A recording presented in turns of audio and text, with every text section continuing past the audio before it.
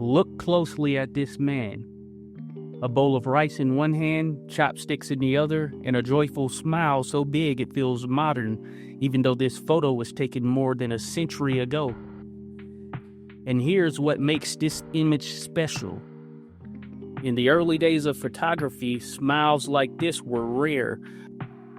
Not because people weren't happy, but because cameras weren't ready to capture joy yet.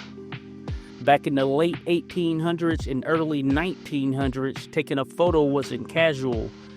It was a technical event. Exposure times were long. Subjects had to sit perfectly still for several seconds, sometimes longer. And if you've ever tried holding a wide grin without moving, you know it falls apart fast. Your cheeks shake, your eyes squint, your mouth tightens. So people defaulted to a neutral face, something that could hold shape. But it wasn't only the technology, there was also a cultural expectation. Early photography borrowed from painted portrait traditions where seriousness symbolized dignity, status, and self-control. A smile was seen as too informal, too temporary, too human. Some portraits became stiff, composed, almost ceremonial. That's why this photo hits differently.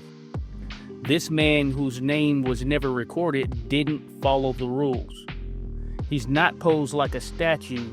He's mid-bite, mid-laugh, mid-life. His expression is open, bright, and unguarded. And it creates something early portrait photography often lacked: personality. Now, there's another layer to why his smile matters. During this era, many photographs of Chinese subjects, especially those taken for Western audiences, were frequently staged to fit a preset narrative. Stoic, exotic, silent, formal. The goal wasn't always to capture a person as they truly were.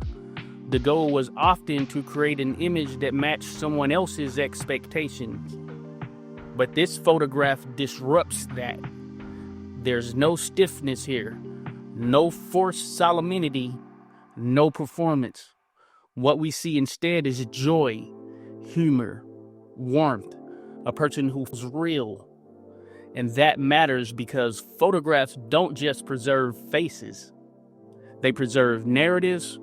They quietly teach future generations what the past looked like and who people were allowed to be in the frame.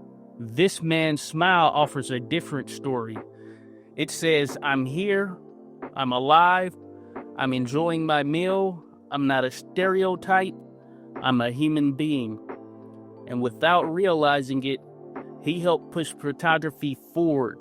Images like this helped shift the medium from documentation to emotion, from pose to personal, from capturing a likeness to capturing a moment. This smile is part of a large transition toward candid photography, toward spontaneity, toward the idea that a photo can hold not just an image, but a feeling. What's most striking is how timeless it is. Look at his expression. It cuts through the distance of time instantly. You recognize it. You've probably made the same face when you tasted something delicious, when someone made you laugh, when life felt simple for a second. That's the power of this photograph.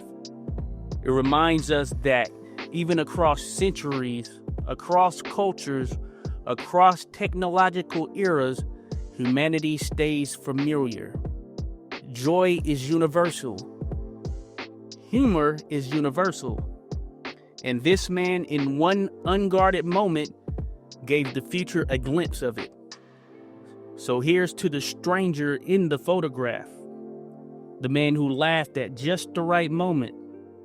The man who unknowingly challenged the norms of early portrait photography. The man whose smile outlived his name. Sometimes history is changed not by grand gesture, but by something small and unforgettable. A simple smile.